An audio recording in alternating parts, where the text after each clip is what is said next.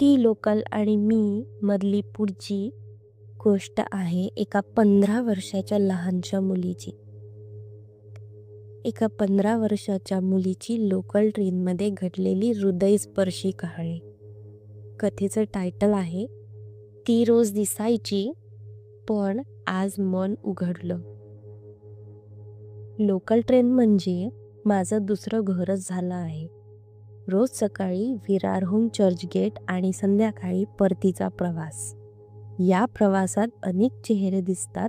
काही विसरले जातात, काही आठवणीत घर करून राहतात. पण एक चेहरा मात्र असा होता जो विसरायला मी कधीच तयार नव्हते. एक 15 वर्षाची मुलगी, डोक्यावर ओढणी, हातात मण्यांचं ट्रे आणि डोळ्यात प्रगल्भतेचा समुद्र. ती रोज दिसायची पण बोलणं कधीच झालं नव्हतं. पण आज काहीसं वेगळं घडलं.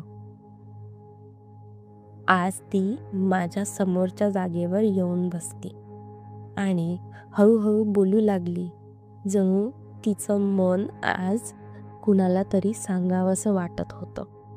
आणि मी फक्त ऐकत राहिले. तिच्या शब्दांनी माझ्या मनाच्या कोपऱ्यात खोलवर जाऊन काहीतरी हलवलं.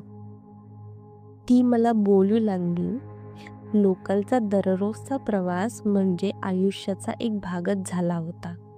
सकाळी 7:18ची विरार फास्ट पकडणं आणि संध्याकाळी 6:22ची परतीची लोकल हीच माझी दिनचर्या. या गोंगाटात, गर्दीत आणि धावपळीत लोकलने अनेक चेहरे दाखवले. पण काही चेहरे असतात जे आपल्याला शब्दाशिवायच थांबायला भाग पाडतात. तसेच काहीतरी ती मुलगी बोलली.